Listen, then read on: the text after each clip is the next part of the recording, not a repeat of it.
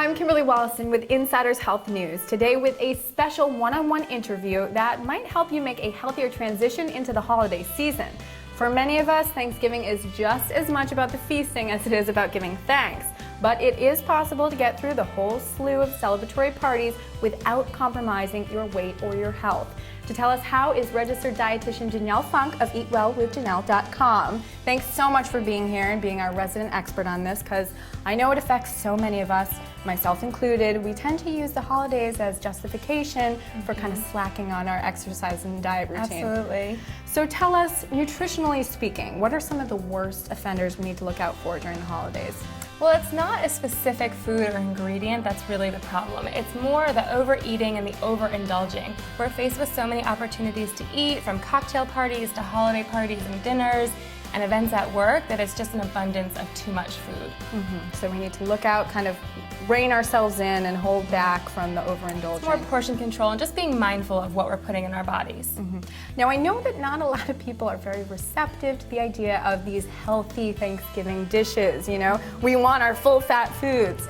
So do you have any tips for how we might be able to cut the fat and calories out?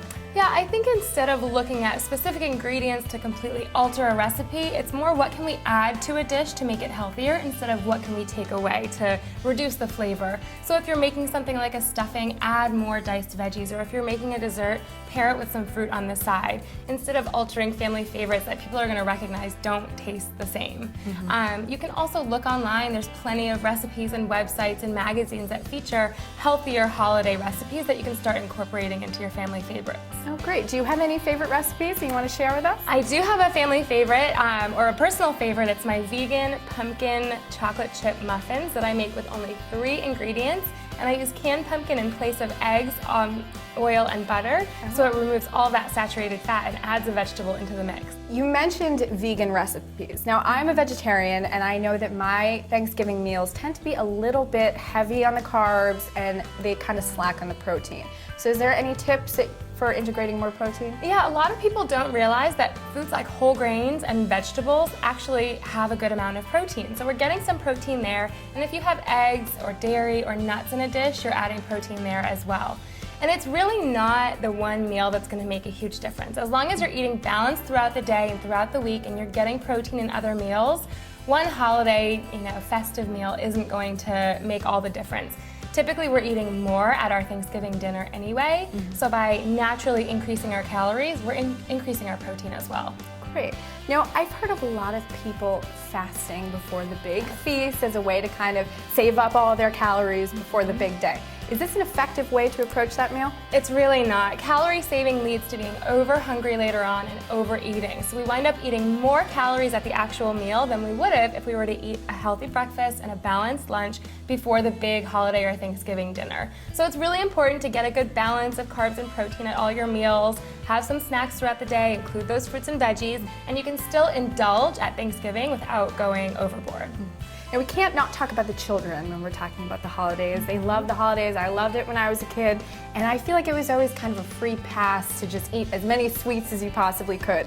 But what do we need to be mindful when talking about kids? I think it's the same message for kids and adults, that we can enjoy these treats in moderation. They're for the holidays. It's what we look forward to. It's such a big part of the celebration. So I think allowing them, and not stressing calories or eating too much is really important. And it's up to the adults to model healthy eating habits for their kids.